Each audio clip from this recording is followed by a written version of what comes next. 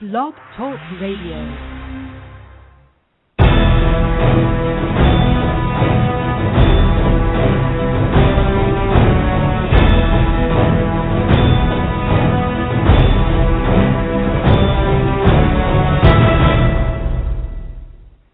Well, good evening, everybody. Welcome to the Pick a Lily In Kick-Ass Fantasy Football Show on Blog Talk Radio. I'm your host, Jumpin' John Prevo, and with me, back and better than ever, is the Judge, Judge Ray Jaffe. So, Judge, I'm glad to have you back. I missed you last week. It's great to be back. We out here on the western suburbs of Philly, we got hit with obviously Sandy, so lost power. So I'm not unable to do much except hang out and hope for the power to come back on. So got it back Wednesday. So we obviously fared a lot better than our friends in New York and the Jersey Shore. So good to be back, John, and ready to roll. Yes, it's always nice to count your blessings. And we, out here in Lancaster, we didn't get much. We got a lot of rain. That's about it. I definitely feel for those that you still hear the stories of people who are maybe in their house but still don't have power, don't have heat, sleeping in their cars. I mean, it's definitely it definitely just makes you stop and think, maybe how lucky you are. And, we get to talk about this game that we love and fantasy football that we love, but there's obviously some other real-life issues that are far more important. And so my hearts go out to all those that are still being affected. Not to mention, it happens to be election night in America. Oh, yeah, I heard about that, yeah. Yeah, I think, I'm just excited to get no more political advertisements. However it goes, that'll be the big win. Well, I'm feeling very special because I got at least 3 phone calls from Ann Romney today. And, I told her a while ago that we were done. I tried to break it off. Yeah, I thought you and Ann had something on the side, but it's awkward for her to call you that often. It is. But, I can understand the attraction. But, hey, I've moved on. So, Ann, love you, and, maybe I'll see you for the next 4 years on TV, but please stop calling. All right. Well, I'll tell you, it's a very exciting weekend. We'll get to some of that, obviously. We'll get to as much as we can. Obviously, we welcome your phone calls. Call in 877-511-1024. We also do have our website, www.kickassfantasyfootball.com, and I want to mention that we are still offering our half price, $9.95 for the rest of the year since the season is half over. I think that sounds pretty reasonable. And lots of analysis. Lots of analysis, rankings for the week.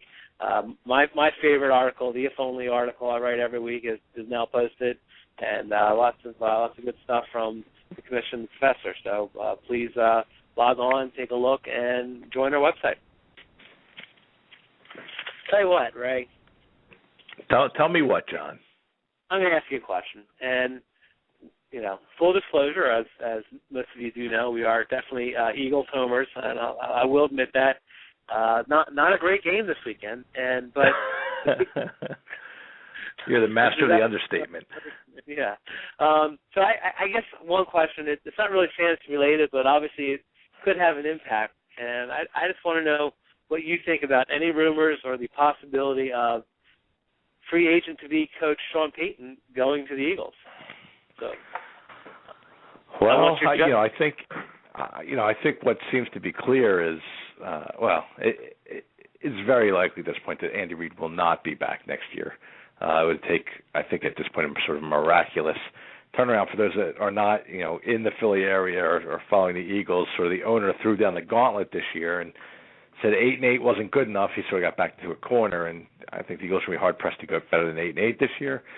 It could be the end of the Andy Reid era. Interesting though, the GM is a young guy they've locked up for several years, Howie Roseman.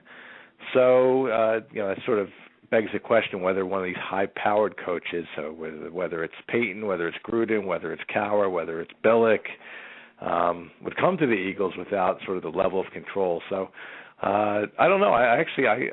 John, I'm leaning that it might wind up being sort of more like a younger type guy who they're going to really just put in charge of coaching the team. Yeah, I did see the article as well that it's either a 4 or 5 year extension. So you would think that he's in place for the long haul. I wrote a little bit about this in my If Only article as well. Andy Reid's done some great things for the Eagles. He's been here about 13 years or so, 14 years, and I think there's times where teams just kind of outgrow the coaches and they stop listening to them, and I think probably reached that point. So everyone here on the national news radios, people say, well, gee, who would you rather have as a coach? I mean, a lot of people would welcome to have Andy Reid not coach the Eagles, and I understand what they're saying, but if it's time, it's time. And I think there's turn out the light, the party's over. Yeah, I just think it's reached that time. I think there's a saturation point. That's probably not the right word for it. Maybe he's lost the team. So you get that. We've all been following our teams, and whether it's football or any sport, and you sort of get the sense of when it's just sort of time. And I think that's sort of the sense around the Eagles now. It's just time to move on. Andy Reid was a good coach for a lot of years, and they might lay an egg with their next coach, but it's just sort of time to move on. I think everyone's sort of getting that feeling. Yeah, I think Andy Reid might be getting that feeling.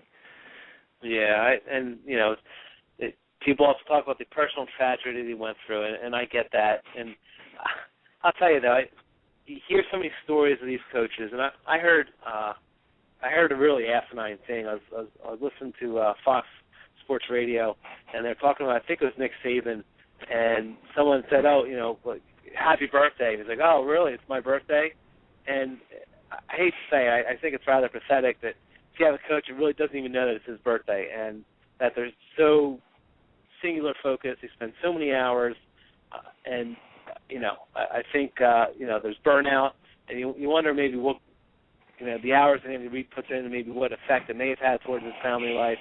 And obviously, it's a tragedy with his son, and you feel for him, and you just hope that he can get everything straightened out. And of course, I'd love to see him back as a coach again, and I think he would be. But by the way, yeah, Andy Reid will get a job yesterday if he wants to still coach. I mean, he's got a really, really big stature around the league. You hear the San Diego rumors. I mean, if he's interested in doing it and not taking any time off, if he's let go from the Eagles this year, he will be coaching a team next year. Yeah, I don't think it would take much time, if any, to get him signed for a new ball club. I agree with that. So, but thus be the state of our beloved Eagles. So I'm actually sitting here on my couch with my comfy cozy Eagles sweatshirt on. I felt it appropriate to wear that. Maybe as sort of a parting gift for Andy Reid. I don't know. You need the black sweatshirt for mourning. Yeah, that's true. I need to go and get that. I got to dig that one up. So anyhow, but that obviously next year could have some big fantasy implications. And I say that just because I do think there's a lot of pieces in place for the Eagles, and they definitely have the skill positions locked up. I mean, say what you want. I don't know any reason why Jackson and Macklin aren't superstars every week. I think they have the skills. I do think the Eagles lack a bigger end red zone target. They're hoping Selleck is that. I was a little upset. I think they were trying to force feed Selleck too much last night, and I think that hurt them more than helped them. And obviously, LeSean McCoy is a top 3 back. We'll leave it at that. There's definitely some talent in this NFL for running backs, but I think LeSean McCoy is at least a top 3 running back. So I think they have the skill positions locked up, and I don't think there's any reason why they shouldn't be putting up big fantasy numbers each week. And by the way, transitioning that to fantasy, John, it's interesting because the Eagles are sort of in the dumper this year, and their offense has been stagnant. But as it turns out, their week 14, 15, and 16 schedule are looking really good from a fantasy perspective. So let's see, week 14, they have the Buccaneers, then they have the Bengals, and they have the Redskins. It might be a great time. Maybe we'll hit a little bit if we get time for our Trade 4 segment.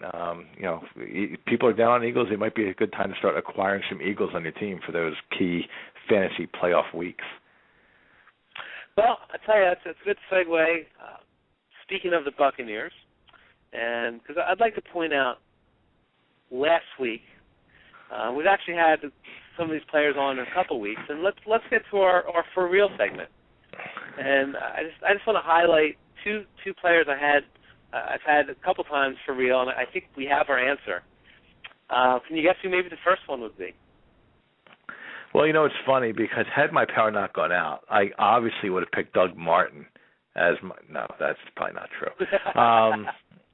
But yeah, I mean, Doug Martin had the biggest fantasy day of the year, I think. We'll have to get our crack stat team to check on that. We'll get the answer in about 3 weeks.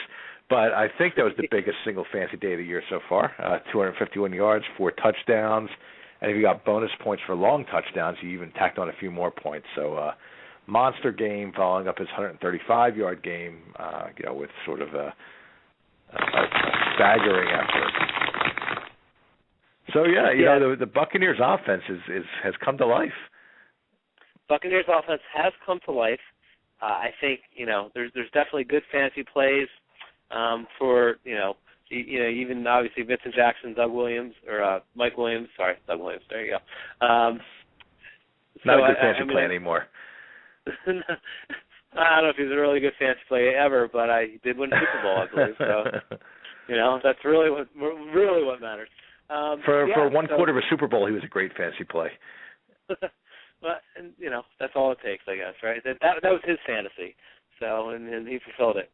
A caveat, and I'm going to say this throughout the show because we're mentioning some of these players a couple times. I think you also have to look at the opponent because you look at Doug Martin. He's had some decent games, not huge games up until now. They played Oakland, and I think there's obviously some big issues in Oakland. I think if you have fantasy players going against Oakland, you want to get them in. So I just want to make sure, before everyone thinks that Doug Martin's going to do that every week, it was against Oakland. Josh Freeman, he had 247 yards, 2 touchdowns. Yeah, he's for real. He's moving in the fantasy starter, QB1, maybe borderline. I'm not really sure. It probably depends on the opponent for him more than Doug Martin. But again, it was against Oakland, so I just want to make sure that everyone does realize that, so before they expect all these huge fantasy numbers every week from Tampa. And just something to keep in mind along those lines. I mean, even Tampa's last 4 games have been Kansas City, New Orleans, Minnesota, and Oakland. So, not really vaunted defenses. Freeman's played great, over 100 quarterback rating in all those games. Martin we've seen, but Mike Williams has actually been very solid all year. Vincent Jackson had the huge game, but they have gone against sort of, the mediocre to bad defenses of the league the last 4 weeks. Yeah, so, I mean, it's great for them, but I think it just, again, everyone needs to keep in mind, matchups are huge. Matchups are huge, and you'll see that, actually I wrote about some of that in my phone article as well, but, unless you're, a true stud, a lot of the scoring comes from based on just the matchups each week. So definitely something you need to pay attention to. And as you said, mentioned for the Philly players during the fantasy playoff weeks, it will all be about matchups. So, but still a great game. So, Doug Martin, Josh Freeman, I think we can solidly book them in the for real category. And I'm not sure we need to ask that anymore. What do you think, right? No more for real? I think they're for real. I think it's a good caution on Freeman. Martin, Martin seems to be the genuine article, as they say, as someone says. Yes.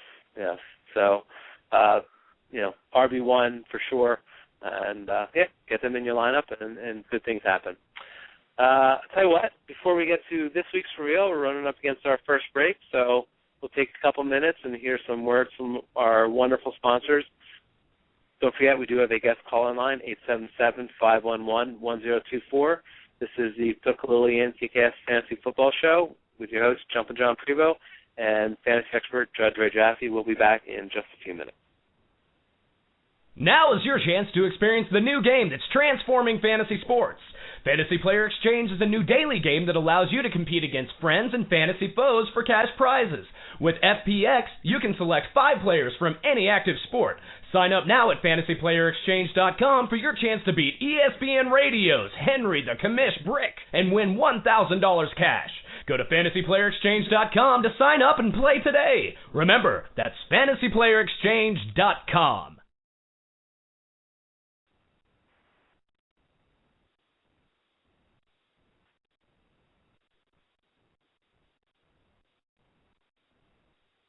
I'm sexy and I know. Car Toys, the most innovative car customizing shop in its class.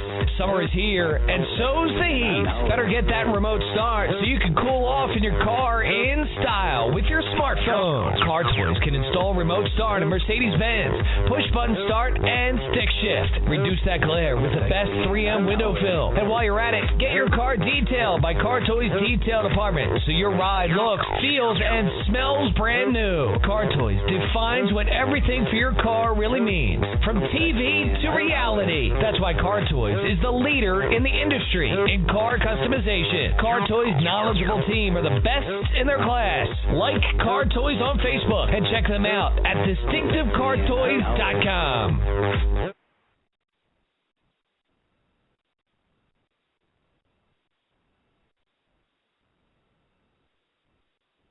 Don't let your fantasy issues become a reality. Fantasy Judgment is the premier dispute resolution service for all fantasy sports leagues. Led by attorney Michael Stein, the Supreme Court of Fantasy Judgment will resolve any and all issues or conflicts that arise in fantasy leagues. This includes disputed trades, collusion, abuse of power by league commissioners, lineup and roster errors, draft issues, score discrepancies, and interpretation of league rules. We alleviate the burden for league commissioners and allow everyone to focus on winning their leagues rather than arguing over disputes. Visit www.fantasyjudgment.com. All right, everybody, welcome back to the Pickle Ian Kick-Ass Fantasy Football Show.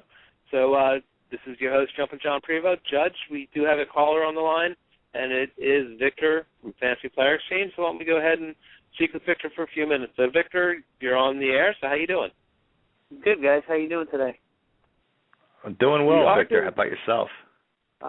Pretty good. The reason why I didn't get a call in last week, I was missing a little power and some phone service, but I'm all back up, and everything's going good here now. Yeah, I was in the same boat, actually. I left John to his own devices last week because we had no power from Monday to Wednesday, so he held down the fort more than admirably, I'm sure. Oh, good. Great. I thought you were going to say he held John to his own demise, but okay, I'm glad you went the other way. But thanks for having me on, guys. And, of course, Fantasy Player Exchange is what I represent. And as you guys know, we're a daily game with multi-sports. And, it's going really well for us. So I hope everybody has checked this out at fantasyplayerexchange.com. And, it's a great game. It is a fun game. I'm having a lot of fun with it because I get to beat up on the commish. And there's nothing like beating up on the commish. I think I might have notched another victory this past weekend over the commish. Yeah, I think you did. I think actually pretty much everybody did. He had a really poor week again this week. There were two teams that were above 40%, and that was it. Everybody else had a pretty low week. I think, like you guys were just talking about, I think everybody has to realize that you have to play against the matchups half the time. It's not just the names, it's who they're playing against. And I think that is a big key to this game, like any other fantasy game. You want to make sure you're not picking the best players just because you know the name. No, that's exactly right. You got to see who the matchups are, what the values are. Is a player that's a good value. So this past week, I jumped all over Andre Johnson. He hasn't done a ton this year. His value probably was as low as it's been all year. So the way the site works is, the players get valued and you buy shares of the player, and I expect, and I think you can even do some historical tracking if you look at the players on the site. But I saw Andre Johnson's value was really what I thought was pretty low, so I piled in. I went all in on Andre Johnson. Filled out my 4 other spots, and he had a good week, not a crazy week. If he got in the end zone, it would have been huge. But he had the 115, 118 yards receiving, and that was a big help. It's getting 16 shares of really good production. Yeah, I mean, and then for those who don't know, the way the game works is you get to buy 20 shares of any player you like, as long as you spend a minimum of $1,000 to $1,200. And the idea behind it is that you want to make sure you get the highest return on your investment. And like you said, you got to find those guys that might be that gem or hasn't been playing up to their what do you expect from them in the past few weeks, and if they're low value, you want to really sink your money in them. Now, how's the basketball coming along, Victor? You starting to, with the NBA starting up, you starting to get some interest in the NBA side of things? We are actually. We just got our feed in, so it'll be starting this weekend for us for the NBA. So we are expecting every game starting next weekend. You'll see every game you're able to play. Right now we do have college football, which we did start a few weeks ago, and that's doing great. I mean, on Saturdays, even tonight there's a game. I think it's Toledo and like Ball State. I mean, there's a game pretty much every night of the week. So how else are you going to get into that Toledo Ball State game if you don't have some action on it in some way? Exactly. With all due respect to all our loyal Toledo and Ball State alumni listeners out there. Believe it or not, Toledo's in the top 25. Are they really? Are they the Mud Hens? I don't remember off the top of my head now, but yeah, I mean they're actually having a pretty decent year. But no, college is definitely working for us right now, and now, like I said, we're looking to get into NBA in the next week or so, and then college is really where I think our bread and butter will be after the football season. Well, I tell you, one thing I'm really excited is for the NCAA basketball tournament. I can't wait to see how you guys do on that one. So I think that's going to be a killer for you guys. That and even the conference tournaments before that. So I think it's going to be pretty exciting. Yeah, no, I agree. Like I said, we're definitely looking forward to it. And if everybody goes check us out at fantasyplayerexchange.com, we're still giving out free $10 to play. All you have to do is sign up, and you get $10 free to play any game you want. We have games that start for free, and they go up to $25 a game. So there's a level for everybody to play in, and just go log on and check it out. And the Beat the Commish game is still active, right? Where you go on, and for $2 you can try and beat the Commish, who hosts our ESPN Sunday show. And that's a $50 pool every week, I think. So that's worth your while. And the best thing is the Commish hasn't won yet, so someone's winning every week. It's the best for everyone else except the Commish, because he just continues to get subject to abuse. I'm telling you, next time it's going to be Beat the Judge. Yeah, well, that's fine with me. Well, guys, thank you so much for having me on. All right, thank you, Victor. I appreciate you taking the time. All right. All right, Fantasy Player Exchange. Thanks, Victor. Thanks a lot. Bye-bye. Well, one thing I didn't do this week, Ray, was beat the Commish. I actually got killed. I played the Commish in our fantasy league, our kick-ass league, and he had Brandon Marshall, who scored about 30 or so more points than projected. And on my bench, I lamented about this a little bit. Chris Johnson was on my bench. Once I heard about the Darren Sproles injury, my knee-jerk reaction was to start Pierre Thomas instead of Chris Johnson, and I think that was, again, it was a knee-jerk reaction. With the love you have for Chris Johnson, that is actually shocking. I don't get shocked often. That's shocking. Well, I'm unpredictable, so that's one way to say it. But going against Chicago like they were, you had to figure there was some tough road ahead, and I knew better. I've had Chris Ivory on my team. He's helped me win many games. Got me in the playoffs a couple of years ago. I've had Chris Ivory on my team, and I knew they were going to just plug him in. I knew it, but I still did it. So that's just a little lesson learned. And but that wasn't the worst of it. I actually had Carson Palmer on my bench as well. Granted, Matt Ryan was my starter. I don't know, and maybe you can back me up on this. I don't know too many people who would be starting Carson Palmer over Matt Ryan. No. But so a little disappointing. I did lose to the Commish. That's the way it goes. I'm looking for a bounce back this week, and I'm still in the playoff hunt, as are you, I believe. I believe I am. So my team of auto picks is standing up pretty well against the air quote experts. No, I've at least taken to managing the team, but yeah, I'm tied for second, I guess, with several other teams. Point total is right there, sort of in the mix.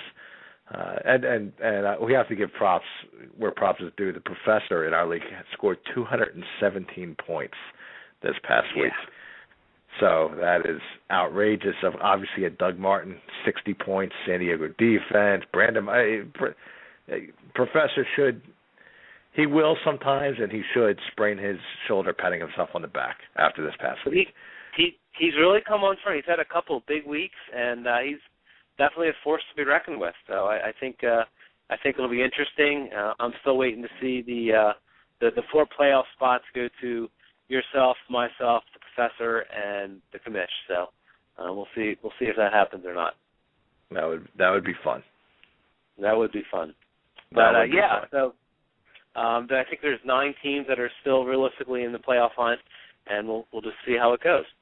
But speaking of Brandon Myers, he is one of the players I have questions for you, and we're going to pretty much go all Oakland for real. I'll throw in a couple other flyers, but I let's go all. Oh, hang on. We have a good chat question here, John. I'm going to throw it at you blind. If you had to fill out your team with a flex position this week, who would you choose, Obama or Romney? It's a chat question, so we got to be loyal to our chat room. I tell you, Obama, he's kept himself in shape. He's played, gets little hoops out there. He's running around the court. He's showing a little dexterity. But I may go with the power game for Romney. I think he, going to push through that line. He's going to get a little surge in there. So for the flex, I think I may go Romney. He's the bigger guy, and he showed he could be a little surly in the debate. So maybe Romney's the way to go. As we sit here in Pennsylvania now, we're sort of double dipping. But breaking news, maybe it's not breaking news. It was close. But Obama has been predicted to win our fine state of Pennsylvania. So just as information, sort of no political commentary there, just news. No, that is interesting. I checked before I came down, and Romney was in the lead. It's still early. It amazes me how they do these projections with 1% of the precincts reporting it. I know. It's like who did Jimmy vote for? Obama? Okay, I guess Obama's going to win. No, I'm sure it's very scientific and all that kind of good stuff. I'm sure it is. We actually have a call on the line, so why don't we go ahead and find out who it is? And let's go. This is Jumpin' John and Judge Ray Jaffe. You're on the line. How you doing? Hello. Hello. All right, we'll get back to him. So, all right. There we go. All right. There you go. So, a little bit of feedback there. All right. So let's get back to Oakland. All Oakland all the time. Carson Palmer, Marcel Reese, Brandon Myers, Rod Streeter. So some big games there. Carson Palmer was 39 for 61, 414 yards. He had 4 touchdowns, 3 interceptions, and he hit 10 different receivers. Marcel Reese was a big recipient of that. He had 95 yards and a touchdown, and he is their fullback, actually, by position. Brandon Myers, the aforementioned tight end, 8 receptions, 59 yards, and 2 touchdowns. And then Rod Streeter had 4 receptions, 54 yards, and a touchdown. So Oakland, let's lump them all together. Are they for real? No. No, I think Tampa's got Come on. Tampa has the worst pass defense in the league. They exploited that to some extent. But no, of the group, Carson Palmer, can he be a suitable backup quarterback? Yes, he can. I do think the tight end, we talked about Brandon Myers a little bit. He has had several weeks now where he's been solid, 5 for 62, 7 for 44, 3 for 49, 8 for 59. Obviously, his last week getting in the end zone a couple of times. So I think Myers is a solid play at tight end.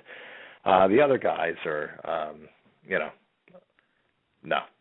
I mean, you got to remember they still have Denarius Moore, who's really the top option there, and Hayward Bay. So it's I think it was a mix of McFadden getting hurt, them getting behind early, Palmer throwing the ball 61 times, and invariably he's if you throw it 61 times, people are going to get some numbers. Yeah, I have to agree with you. I mean, I think Brandon Myers is probably the best starting option of the group.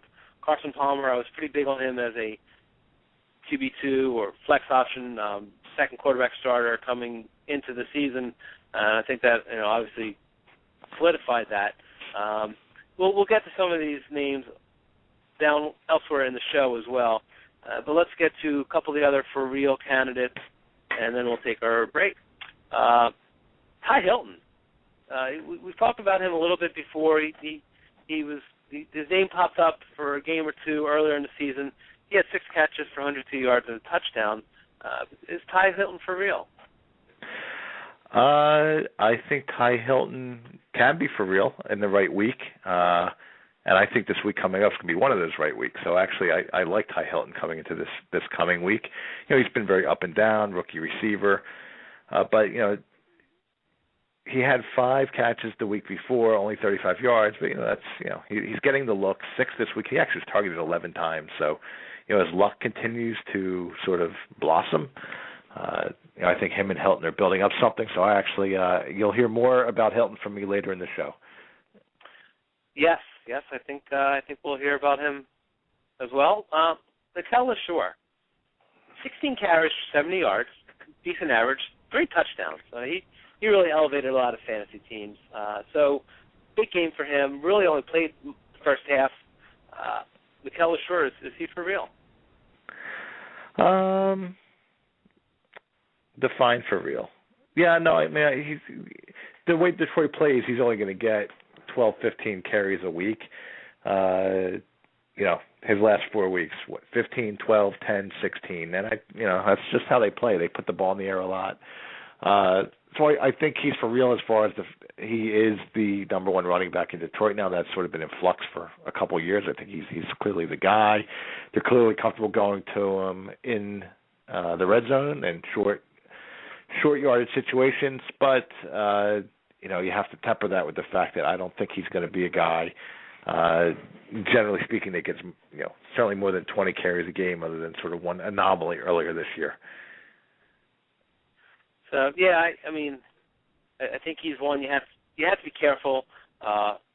Jacques, I know I butchered his name. Bell also had 13 carries, 72 yards and a touchdown, but clearly Leshoure was the first option, more of the goal line option, and Bell played more of the second half. So yeah, I like I like him as an RB3 flex, depending on the matchup, RB2 possibly, which maybe this week again, but I'm not sure I'll be counting on him for 3 touchdowns each week. So yeah, I mean they have Minnesota this week. Lynch Marshawn Lynch had a nice game against Minnesota this past week, but that's Marshawn Lynch.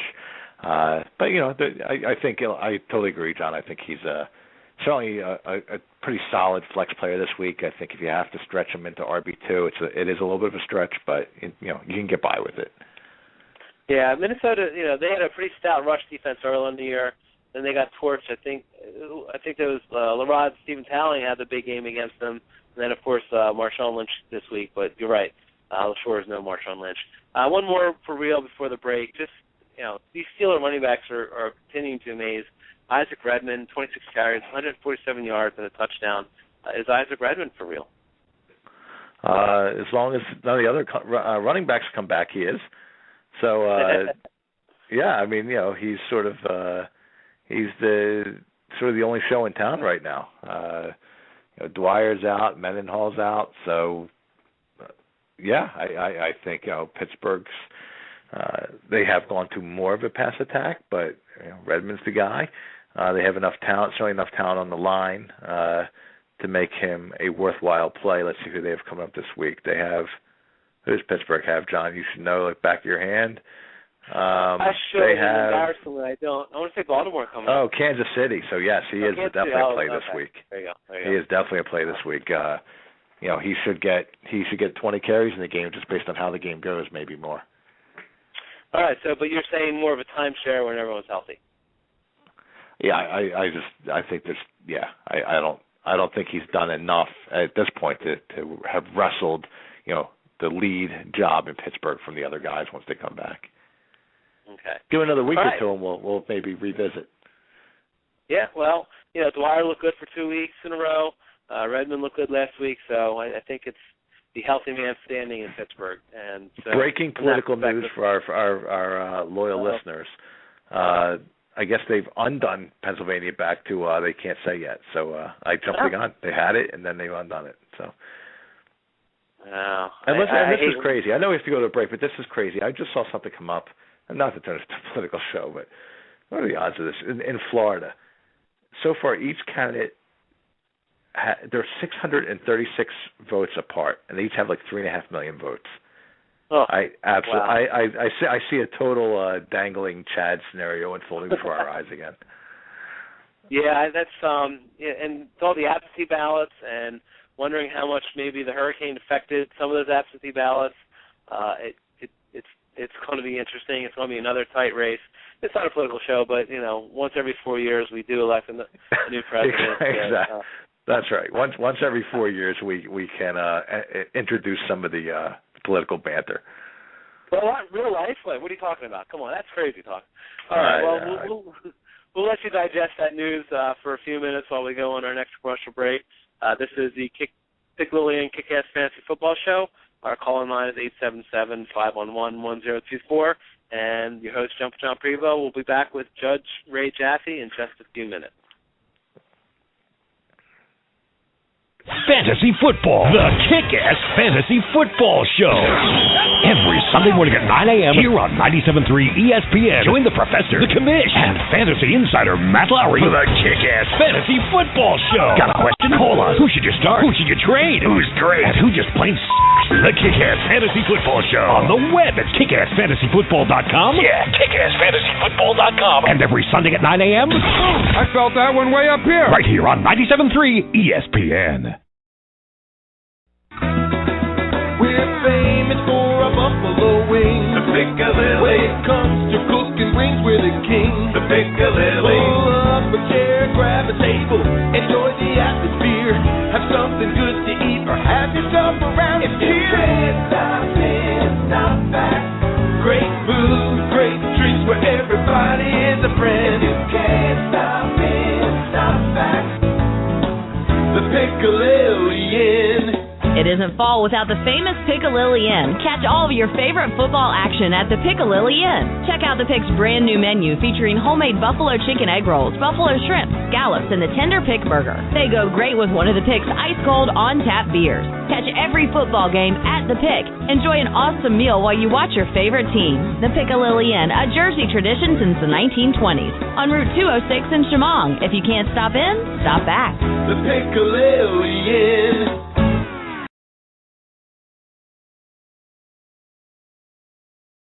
Don't let your fantasy issues become a reality. Fantasy Judgment is the premier dispute resolution service for all fantasy sports leagues. Led by attorney Michael Stein, the Supreme Court of Fantasy Judgment will resolve any and all issues or conflicts that arise in fantasy leagues. This includes disputed trades, collusion, abuse of power by league commissioners, lineup and roster errors, draft issues, score discrepancies, and interpretation of league rules. We alleviate the burden for league commissioners and allow everyone to focus on winning their leagues rather than arguing over disputes. Visit www.fantasyjudgment.com. All right, everybody, welcome back to the Piccalilli Inn Kick-Ass Fantasy Football Show. This is your host, Jumpin' John Prevost, Judge Ray Jaffe. Judge, I believe we actually have a chat question, so why don't you shoot it to me? We do. Want to get your thoughts on have to play two of the three in the upcoming week. We have Brian Hartline, Sidney Rice, and Malcolm Floyd. Of those three, which two would you play? Well, I'll tell you what, Sidney Rice, he's the receiver to own, I think, in Seattle. Golden Tate's stolen a couple touchdowns, but I think they're really looking for Rice. They're really trying to give him numbers. Now, that being said, the offense runs through Marshawn Lynch. So I think he's their first and second option there. So, Wilson's come along as a quarterback. He's a rookie. He's doing well. Hartline, I think, 10 Tennessee is one of the worst pass defenses in the league, and I think Tannehill is going to take advantage of that. Reggie Bush had a nice touchdown run, but I still think Reggie Bush is hurting a little bit. I think they're trying to do more through the air, and as you'll see later, I'm really high on San Diego this week. The fact that they're playing Tampa Bay, so I think Sidney Rice is the one to sit. I agree with you, John, actually, and it's more based on the matchups, how they happen to fall this week. I think normally I probably would put Rice ahead of Floyd just because Floyd's been pretty inconsistent, but San Diego has Tampa. Tampa has been a sieve against the pass, like I mentioned earlier in the show, worse than the league. And Heartline, especially if it's a PPR league, which we don't know, but if it's a PPR league, I would absolutely play Heartline against Tennessee. That's also been a very weak pass defense this year. So there you go. Heartline and Floyd. Rice is the one to sit, but obviously you may want to keep an eye on him, and depending on the matchups, Rice is probably the most talented of the group. So the judgment from the judge, and let's move on. Bye weeks, just as a reminder, it's going to be a big week for bye weeks coming up. Arizona, Cleveland, Green Bay, and Washington. I know, all you Aaron Rodgers owners, I'm not really sure what you have as a backup. Maybe Ryan Tannehill is still available. We just talked about Miami and their nice matchup against Tennessee.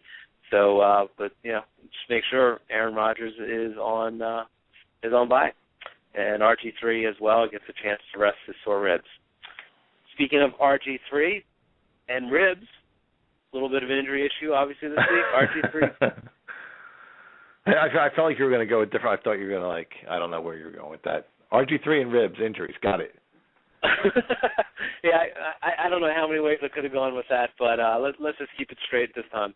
RG3 ribs, Santana Moss concussion. So just again, they have the bye week coming up, so I'm not really sure if it's going to be much of an issue. I'm sure there's a little pain going with RG3. Santana Moss, not really sure how many people own him out there. I just want to keep everyone abreast of the situation. We talked about the Indianapolis Colts a little bit. Donnie Avery has a hip issue, and we talked about Ty Hilton. And I think when we go in these injury issues, I like to try and mention some of the ads that may be in place of them. And I think this is where Ty Hilton's definitely a nice big ad this week because I think he's the clear second option in Indianapolis. Luck's having a great year, threw for over 400 yards. So I think Ty Hilton's the next man to step up. So what do you think there, Ray? I more than second that because actually I'll spoiler alert. Ty Hilton's actually my sleeper of the week this week. I never would have guessed. That's exactly right. I think if Avery is a little banged up, I mean Hilton, like I said, had more targets than any other Colts receiver last week. They have a very favorable matchup coming up. Luck is coming into his own. He gets the prime time view against the Jacksonville Jaguars, so potentially a real chance to put up some numbers, show what he can do. So I like Ty Hilton. I think we could see back-to-back 100-yard gains for TY. Well, I'll tell you, that's a nice call. Another spoiler alert, but also a little bit of teaser. I also went to Indianapolis for my sleeper, but it was not Ty Hilton. Political update. Now they say Pennsylvania goes to Obama again. This is geniuses. It's like sort of every 5 minutes it's going to someone else. But anyway. All right. Moving on. And Oakland. Darren McFadden and Mike Goodson, their first and second string running backs, are both out with high ankle sprains, which is kind of funny. I mean, just the fact that both of them went out in the same game with high ankle sprains. I think we've been expecting or waiting for this for Darren McFadden for a while due to his injury history. We talked about Marcel Reese. Tywan Jones is the listed third-string running back. Marcel Reese really took advantage, especially in the passing game. Who are you going to pick up to fill in for the injury, right? Because I think you got to figure with high ankle sprains, both of them are going to be out probably for a couple of weeks. So who are you going to pick up? Who's your first pick? Nobody, because they play Baltimore this week. And I think Baltimore, even though they've sort of fallen off a little bit defensively, I think they'll see Oakland as an opportunity to flex their muscles again. So I actually would pretty much stick clear of the Oakland running game this week. If I had to pick one up, though, I'd pick up Taiwan Jones. Reese is more of a fullback. He does a pretty nice job catching out of the backfield, but gets very few carries. So, I think if there is going to be sort of a lead halfback type, it's Taiwan Jones, but I wouldn't touch him this week. No, I agree. I think they go more to the passing game. I think Carson Palmer's the biggest beneficiary of those injuries. That being said, with the way Reese was catching the ball out of the backfield, I think maybe you might see more of that action than from the running game. I think you're right. As a pure runner, I would go with Taiwan Jones. But if they're going to be throwing the ball more, then maybe Marcel Reese is a bigger pickup. So that's I would most likely avoid either of them as well. So we'll see how that plays out. Speaking of the bye weeks, the Packers are on the bye week. Jordy Nelson went out with an ankle injury to go along with his hamstring. Randall Cobb also went out with a shoulder injury. And I'm not really sure. I'm pretty sure Jordy Nelson's going to be back for their game in Week 11. I'm not exactly sure of the extent of the injury of Randall Cobb, but I just want to make a note that sort of the forgotten receiver in Green Bay is James Jones. He ended up scoring a touchdown, 61 yards receiving. So if you're stuck at wide receiver and either of them aren't going to play, James Jones has sort of been the forgotten man in the Green Bay wide receiver field. So what do you think about the potential for James Jones? Well, I would say forgotten only to the extent that people haven't been paying attention, because James Jones is, I think, second or third in the NFL in touchdowns. He has 8 touchdowns this year. So while he doesn't get as many catches or as many yards sometimes, he has been a touchdown machine. So James Jones, regardless of Green Bay having to bye this week, should absolutely be on a roster in your fantasy league. All right, there you go. And I just think it's been forgotten. Randall Cobb has kind of been the darling of the fantasy world. I think just because he can lie on the backfield, he's real fast, speedster catching the ball. But you're right, touchdowns are really what score the points. And you can say they're flukes or not, but after catching 8 touchdowns in half a year, I think you have to say that James Jones definitely belongs on the fantasy radar there. Actually, I'm checking the numbers. James Jones receiving touchdowns is tied for first with A.J. Green. So there you go. Jones needs to be on someone's team. Run out and get him. The Steelers had a couple injuries. Antonio Brown, I don't want to say tweaked an ankle. I'm not really sure he's going to be available for Kansas City this week. So that is another on our kick-ass league. I was expecting a decent game from Antonio Brown, especially as the PPR league that really could have helped bridge the gap, but he went out early. Chris Rainey in the return game bruised some ribs. Another running back down for Pittsburgh. So let's look at the replacements. And we got 2 eligible receivers to replace Antonio Brown's production.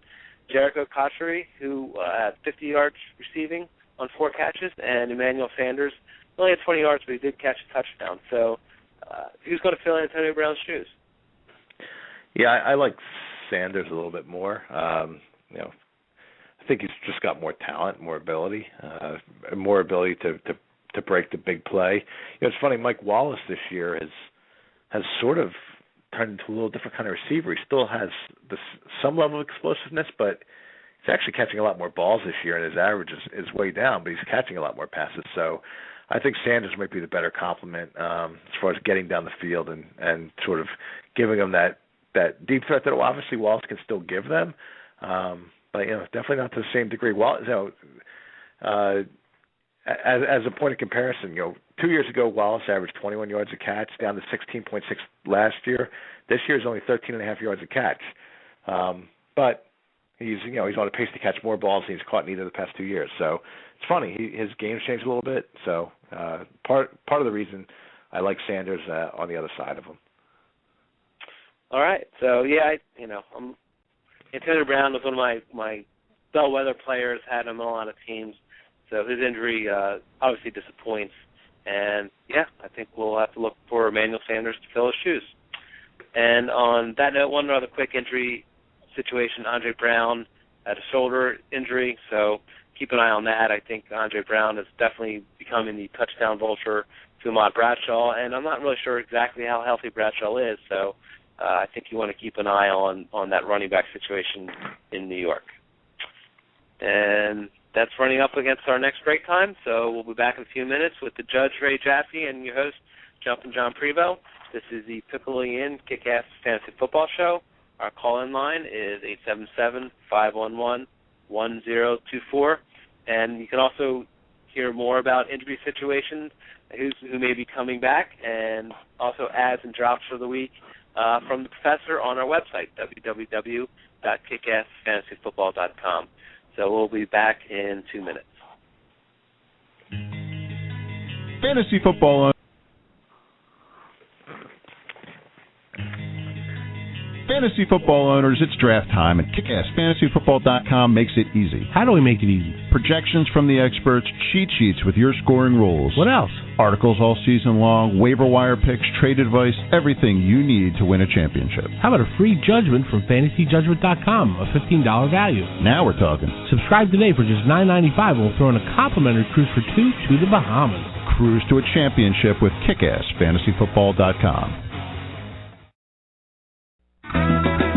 We're famous for our buffalo wings. The Piccalilli. When it comes to cooking wings, we're the king. The Piccalilli. Pull up a chair, grab a table, enjoy the atmosphere. Have something good to eat or have yourself around here. You can't stop in, stop back. Great food, great drinks where everybody is a friend. You can't stop in, stop back. The Piccalilli Inn. It isn't fall without the famous Piccalilli Inn. Catch all of your favorite football action at the Piccalilli Inn. Check out the Pick's brand new menu featuring homemade buffalo chicken egg rolls, buffalo shrimp, scallops, and the tender Pick burger. They go great with one of the Pick's ice-cold on-tap beers. Catch every football game at the Pick. Enjoy an awesome meal while you watch your favorite team. The Piccalilli Inn, a Jersey tradition since the 1920s. On Route 206 in Chemung. If you can't stop in, stop back. The Piccalilli Inn.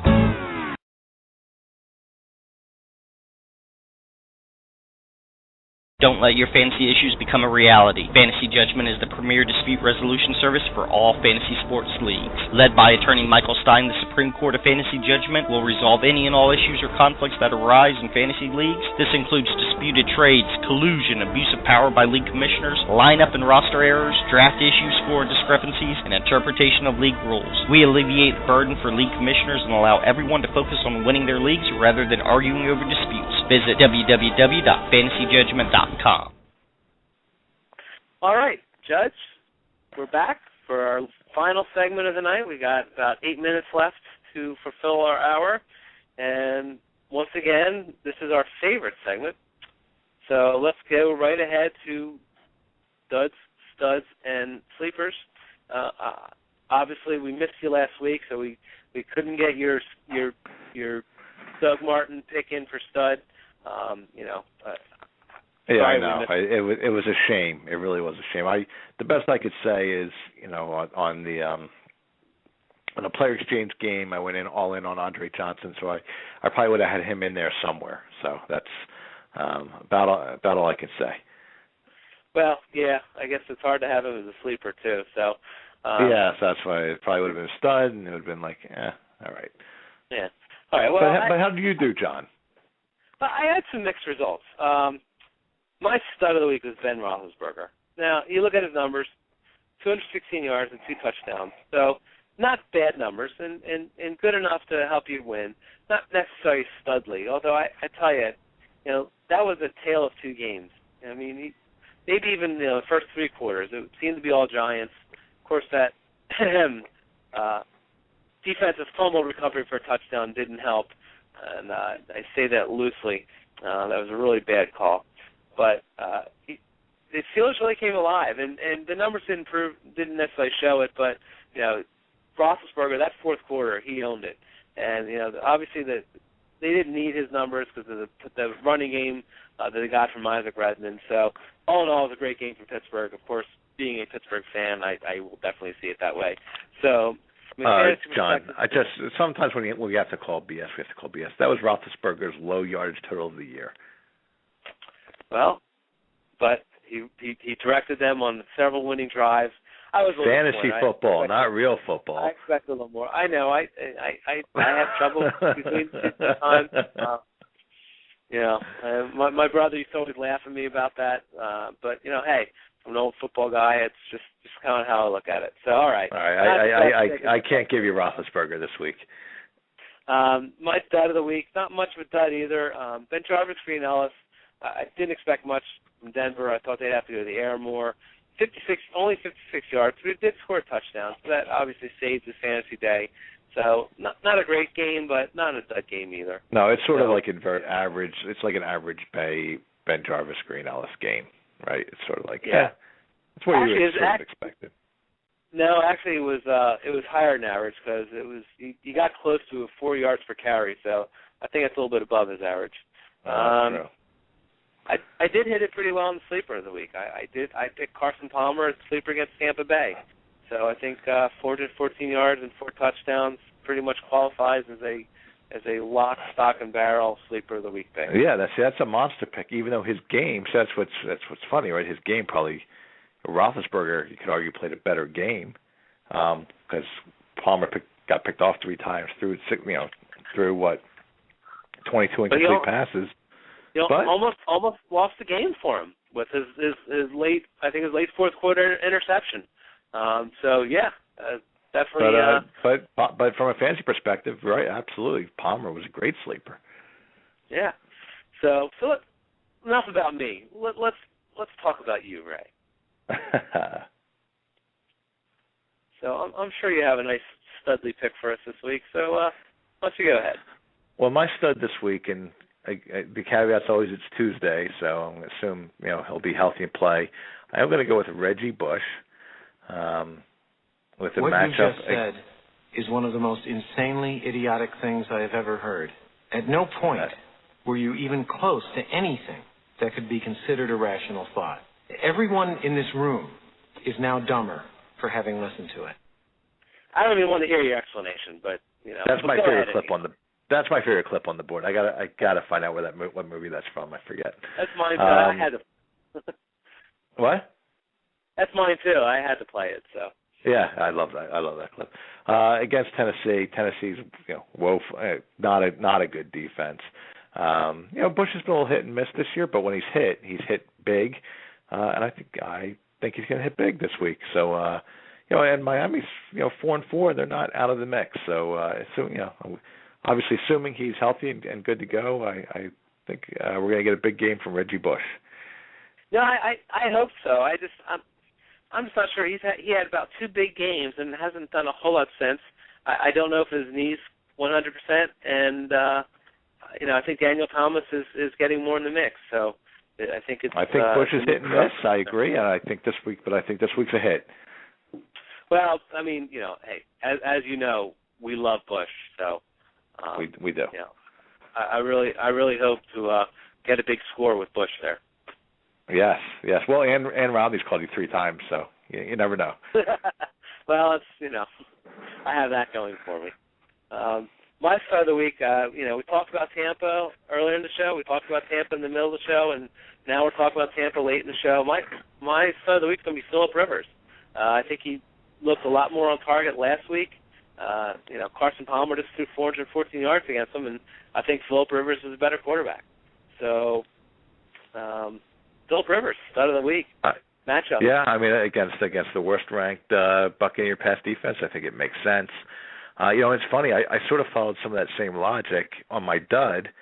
I'm actually going with Ryan Matthews from San Diego for a dud. Not that I don't think there's going to be points scored in that game, but Tampa actually, and part of this is because they can't stop the pass, but Tampa actually is the top-ranked run defense in the league. Again, part of it is because no one bothers to run against them because it's so easy to pass against them. But I'm going to sort of follow that forward and say, Tampa's offense is clearly getting on track. I think San Diego will go to the air. I think that's the way you have to attack Tampa. So I just don't know that Matthews is going to get enough touches. He might make it up some in the air, but I don't think he's going to get enough touches to make a big dent this week in fantasy. And I like your logic, and I'm following that. I'll bet on another team. And my third of the week's Fred Jackson. I think, they're going against New England. New England's secondary has not fared well this year. Their run defense has. And, when you go against New England, their offense is now clicking, and you're going to have to play catch-up, and you're going to have to pass the ball. I think Spiller's a better big play guy, so I think you're going to see more for him, and I think Fred Jackson is going to be my bet of the week. Interesting call. I think, that's you don't know what Buffalo's going to do. Buffalo's been a strange team this year, so we'll see. We'll see if he gets the carries or not, and if he does, whether he can do anything with them. All right. So, sleeper of the week. So right?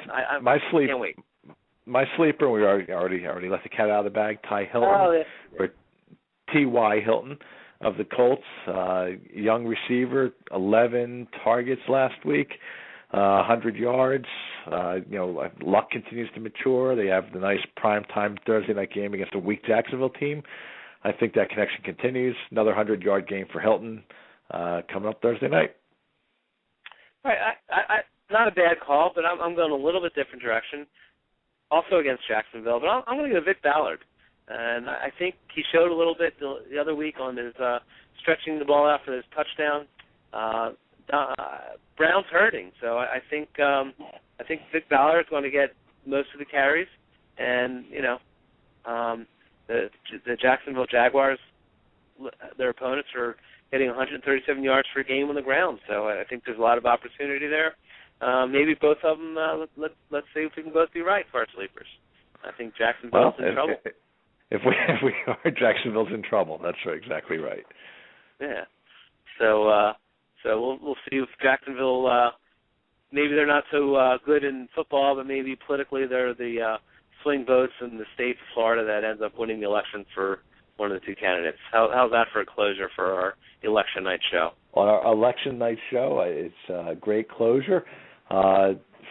For those that are really much more intent on our show than the election, it's still wide open. So follow it through. It could be a late night for the political junkies following this thing through tonight.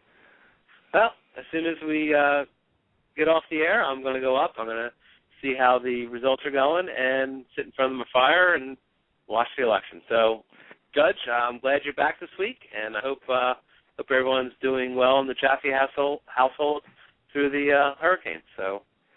Yeah, we're making it through back to normal, and looking forward to next week, and we start to really, start gearing up our next couple of weeks to the fantasy playoffs. So, it just gets more and more intense. Yes, that's just the way we like it. So, from all of us at the Kick-Ass Fantasy family, we wish you well, and the Pickle Again Kick-Ass Fantasy Football Show on Blog Talk Radio.